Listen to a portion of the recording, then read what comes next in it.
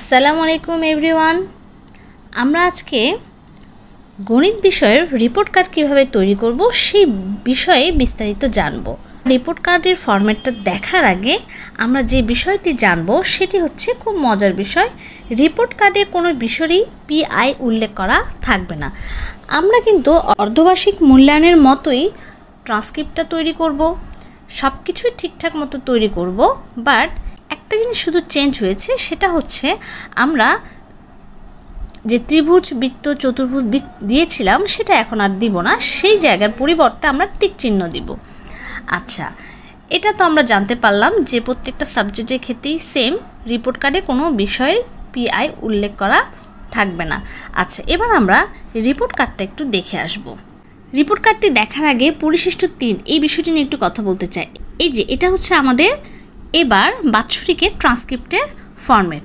আমি যেটা বলেছিলাম যে ট্রান্সক্রিপ্টে গতবার আমরা হচ্ছে ত্রিভুজ, চতুর্ভুজ লিখেছিলাম, এবার সেটা না লিখে আমরা টিক চিহ্ন দিব। বিষয়টা কেমন? এটা হচ্ছে আমাদের 1 নাম্বার পিআই। সেই পিআইয়ের প্রত্যেকটা কাজের উপরে কিন্তু এই জায়গাগুলোতে ফাঁকা ঘর রয়েছে। হ্যাঁ, এই 2 নাম্বার পিআইয়ের ক্ষেত্রেও কিন্তু প্রত্যেকটা কাজের উপরেই কিন্তু একটা করে ফাঁকা অংশ রয়েছে। এই ফাঁকা অংশগুলোতেই আমাদের কাজ হচ্ছে এবার টিক চিহ্ন দেওয়া। এখন কোনো স্টুডেন্ট যদি এই 3 নাম্বার শিখন কার্যক্রম যদি সম্পন্ন করে, সেক্ষেত্রে তাকে আমি এই ঘরে টিক চিহ্ন দিব। ঠিক সেমভাবে 2 নাম্বার পিআইয়ের ক্ষেত্রে যদি 3 নাম্বারের হচ্ছে কার্য সম্পন্ন করতে পারে, তাহলে এই ঘরে যে ফাঁকা চিহ্ন রয়েছে এখানে আমরা টিক চিহ্ন দেব। ঠিক এভাবে করে প্রত্যেকটা পিআইয়ের ক্ষেত্রেই এই জায়গাগুলোতে ফাঁকা ঘর রয়েছে, আমরা যে স্টুডেন্ট যেভাবে পেরেছে ঠিক ওই ঘরে ওইভাবে করে টিক চিহ্ন দেব। তাহলে আমরা মোটামুটি ট্রান্সক্রিপ্ট সম্পর্কে ধারণা পেয়ে গেলাম। এবার আমরা রিপোর্ট কার্ডটা দেখব। রিপোর্ট কার্ডের ফরম্যাট, এই যে প্রতিষ্ঠানের নাম থাকবে, শিক্ষার্থীর নাম থাকবে, আইডি থাকবে, শিক্ষাবর্ষ, শ্রেণী থাকবে।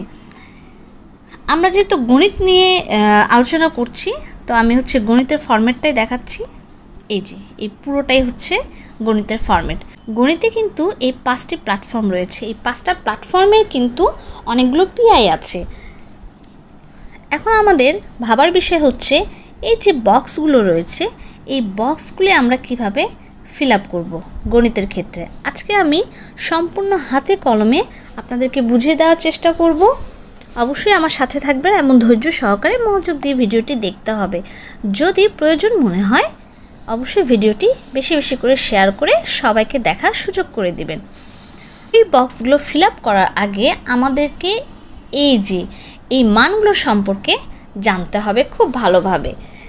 প্রত্যেকটা মানের আগে একটা করে সাইন রয়েছে। এই যে এই সাইনগুলো রয়েছে, হ্যাঁ, এই সাইনগুলো রয়েছে। এই সাইনগুলো আমাদেরকে ভালো করে বুঝে তারপরে মানগুলো নির্ণয় করতে হবে। এই সাইনগুলোর অর্থ হচ্ছে 100%-এর সমান, 50%-এর সমান, তার বেশি, 25%-এর সমান, তার বেশি। ঠিক সেমভাবে -25%-এর সমান বা তার বেশি। অর্থাৎ আমরা আরও অনেক ক্লিয়ার হব যখন হাতে কলমের বিষয়টা বুঝবো। এখন আমরা আরেকটি বিষয় জানব। এই যে আমাদের শর্তগুলো আমরা পেলাম, হ্যাঁ, 25%, 50%, এটা কীভাবে নির্ণয় করব? এই যে এই সূত্রটি অ্যাপ্লাই করে আমাদেরকে এই পার্সেন্টগুলো নির্ণয় করতে হবে। এখানে অলরেডি একটা উদাহরণ দেওয়া আছে, আমি উদাহরণটা দিয়ে আপনাদের একটু ভালো করে বুঝিয়ে দেওয়ার চেষ্টা করি। উদাহরণস্বরূপ যে পিআইয়ের কথা বলা আছে সেটা হচ্ছে গাণিতিক অনুসন্ধান। এই অনুসন্ধানে পিআই আছে মোট 2টি।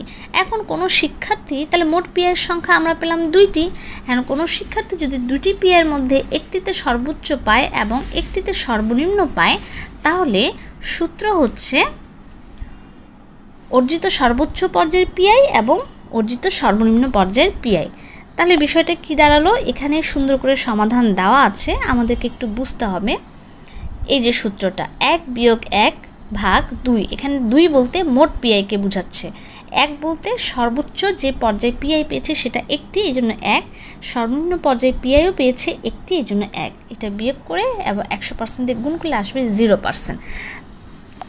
এই 0%টা কোন জায়গায় বসবে? এই তো এই 0% বসবে ঠিক এখানে, কারণ অলরেডি এখানে কিন্তু 0% দেওয়া আছে। বা তার বেশি। তাহলে আমার যেহেতু মান আসছে 0%, তার মানে একজন শিক্ষার্থীর পারদর্শিতা স্তর হচ্ছে সক্রিয়। এই বিষয়টা আমরা বুঝলাম। আচ্ছা, এখন আমরা যেটা বুঝবো সেটা হচ্ছে এই বিষয়টা, এটাই হচ্ছে আমাদের মেইন। এটা বের করার জন্যই আমাদেরকে উপরে দুটি সূত্র ফলো করতে হবে। প্রথমে সূত্র, তারপরে পারদর্শিতার স্তর। এই দুটো মান বের করার পরেই হচ্ছে আমাদের মেইন কাজ ফিল আপ করা। আমরা তো জেনে গিয়েছি যে আমাদের স্তর হচ্ছে 60টি। সবসময় আমাদের মাথায় রাখতে হবে মাঝখানে স্তর হচ্ছে 0%।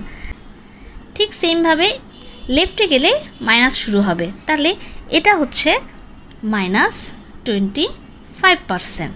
ওকে, আবার সেমভাবে এপাশে গেলে হচ্ছে -50% এবং এপাশে গেলে হবে -100%। ঠিক সেমভাবে জিরোর পর থেকে, জিরোর পর থেকে এদিকে গেলে প্লাস হবে, তাহলে +25%, পরেরটাতে হচ্ছে 50% এবং লাস্টেরটা হচ্ছে 100%। এই বিষয়টা যদি আমরা ক্লিয়ার হয়ে যাই তাহলে ফিল আপ করার বিষয়টা আরও ইজি হয়ে যাবে। একটা সহজ বিষয় মাথায় রাখতে হবে, যে স্টুডেন্টের প্ল্যাটফর্মটা আর কি, যে পার্সেন্ট আসবে ওই পার্সেন্ট থেকে শুরু করে একদম শেষ অবধি পর্যন্ত পুরো ঘরগুলো ফিল আপ করতে হবে। যেমন এখানে যে উদাহরণটা দেওয়া আছে সেটা হচ্ছে মাঝখানের ঘর 0, এই জায়গাটা হচ্ছে 0%। তাহলে এই 0% থেকে শুরু করে আমরা একদম লাস্ট অবধি পর্যন্ত এগুলো ফিল আপ করে দিব, এভাবে করে ফিল আপ করে দিব। আমরা বুঝতে পারলাম নিশ্চয়। এখন আমি আপনাদেরকে খাতা কলমে আরেকবার ভালো করে বোঝানোর চেষ্টা করব। এবার আসি এই সংখ্যা ও পরিমাণ। এই প্ল্যাটফর্মের ক্ষেত্রে পিআই কয়টা আমরা একটু দেখি। এখানে পিআই হচ্ছে 1টা, 2টা, 3টা, 4টা। ওকে, এখানে পিআই হচ্ছে 4টি। আচ্ছা, আমি আগে লিখে রেখেছিলাম ওই প্ল্যাটফর্মে পিআই ছিল মোট 4টি। তাহলে একটি স্টুডেন্ট যদি সর্বোচ্চ পিআই ওই 4টির মধ্যে সে 2টিতে ত্রিভুজ পেয়েছে এবং একটিতে চতুর্ভুজ আর একটিতে বৃত্ত, তাহলে সর্বোচ্চ ছিল 2টি এবং সর্বনিম্ন ছিল 1টি। তাহলে ওই সূত্র অ্যাপ্লাই করে আমরা কিভাবে লিখব? প্রথমে লিখব সর্বোচ্চ যে পিআই সেই সংখ্যাটি, অর্থাৎ 2, তারপরে বিয়োগ এবং সর্বনিম্ন হচ্ছে 1টি, আর মোট পিআই কত? 4টি, তাহলে 4 এবং হচ্ছে গুণ 100%। ক্যালকুলেট করে আমার মান এসেছে 25%। আমরা এখন জানবো এই 25% কোন স্তরে রয়েছে। আমি বোঝার সুবিধার্থে এই জায়গাটা লিখে নিয়েছি 25%। এটা খুব ইজিলি বুঝতে পারছি যে 25 যেহেতু আসছে তার মানে এখানে, অর্থাৎ ওই স্টুডেন্টটা ওই সেক্টরে অর্থাৎ ওই প্ল্যাটফর্মের জন্য অগ্রগামী। এখন কোন স্টুডেন্টের 25 না এসে যদি 26 আসতো, ঠিক আছে, 26%, তাহলে কোথায় হতো? অবশ্যই এই ঘরেই হতো, কারণ 25 থেকে বেশি, অর্থাৎ 25 এবং 50-এর মাঝখানে যে সংখ্যাগুলো রয়েছে সেখানেই কিন্তু ওই স্টুডেন্টের স্তরটা থাকবে। এখন যদি 49 আসতো তারপরে কিন্তু এই স্তরেই থাকতো, কারণ এই স্তরে থাকবে না। এই স্তর শুধুমাত্র 50-এর জন্য, 49-এর জন্য না। 25-এর বেশি 25 হতে হবে এবং 25-এর বেশি হতে হবে। কারণ আমি যদি 49 এই ঘরে দিই, এই ঘরে তো 49 হবে না, কারণ এই ঘরটা শুধুমাত্র 50-এর সমান হতে হবে, মানে 50 যে পাবে তার জন্য এই স্তর এবং 50-এর বেশি যে পাবে তার জন্য এই স্তর। তাহলে 49 যদি 0.9ও হয় তারপরও তার স্তরটা কিন্তু এখানেই থাকবে। এই বিষয়টা আমি এখন মনে হচ্ছে সবাইকে ক্লিয়ার করতে পেরেছি। মতামত জানাবেন অবশ্যই যে আপনারা ক্লিয়ার হয়েছেন কিনা, এবং কোনো প্রশ্ন থাকলে অবশ্যই কমেন্ট করে জানাতে পারেন এবং ফেসবুক পেজকে ফলো করে সেখানেও আপনার মতামত দিতে পারেন। এবার আমরা বক্সটা ফিল আপ করবো। তাহলে আমাদের মান কত এসেছিল? 25%। এখন আমরা জানতাম কি যে মাঝখানের ঘরটা সবসময় কি হবে? 0% হবে, তাই তো? তাহলে 25% কোথায়? এই ঘরে কিন্তু। তাহলে এই ঘরটা আমি একটু ছোট করে লিখি। এগুলো যেহেতু লেখা যাবে না কিন্তু, রিপোর্ট কার্ডে এগুলো লিখতে হবে না, আমি বোঝার সুবিধার্থে লিখে দিচ্ছি। তাহলে এই ঘরে হচ্ছে 25%। তাহলে আমি কি বলেছিলাম?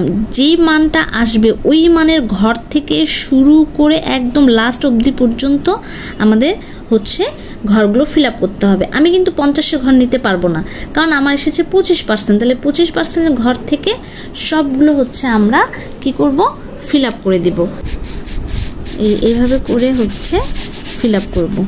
এই হলো আমাদের এই প্ল্যাটফর্মের জন্য ওই স্টুডেন্টের পারদর্শিতার স্তর।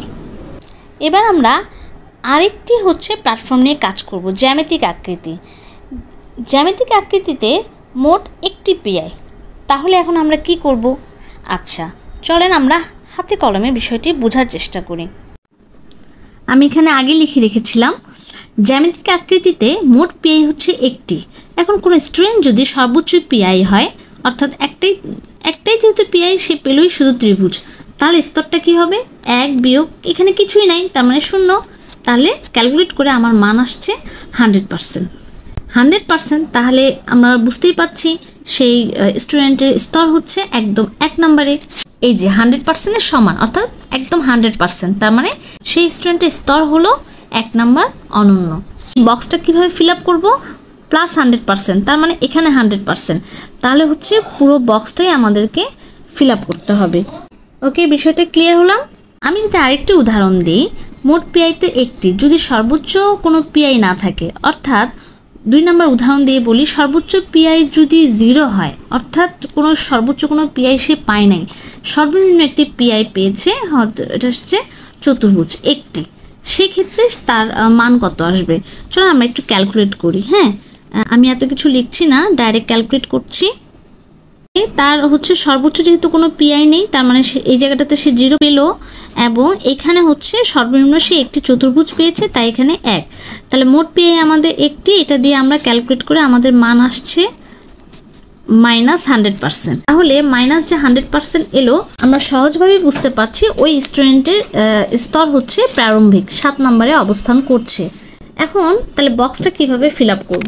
আমরা কিন্তু সেম প্ল্যাটফর্মেই আছি। এটা আমি এই উদাহরণটা দেখালাম, যদি কোনো স্টুডেন্ট 100% হয় সেই ক্ষেত্রে এই বক্সটা হবে, আর যদি কোনো স্টুডেন্ট একটি মাত্র হচ্ছে সর্বনিম্ন পিআই পেয়ে থাকে, চতুর্ভুজ পেয়ে থাকে, সেই ক্ষেত্রে আমাদের আনসার আসলো -100%। তাহলে -100% বলতে শুধু কিন্তু আমরা এই স্তরটাই বুঝি, কারণ আমরা জানি মাঝখানেরটাতে কিন্তু 0 থেকে শুরু, 0 থেকে যত আমি লেফটে যাব তত হচ্ছে মাইনাসে যাচ্ছে, অর্থাৎ -25, -50 এবং -100, এবং রাইটে গেলে প্লাস দিয়ে শুরু। তাহলে আমার এখানে আমি তাহলে যে বক্সটা ফিল আপ করবো সেটা হচ্ছে শুধুমাত্র এই বক্সটা। আমি কিন্তু 0 থেকে আর ফিল আপ করতে পারবো না, কারণ ওই স্টুডেন্টের স্তর নির্ণয়ের যে মানটা এসেছে সেটা কিন্তু -100%।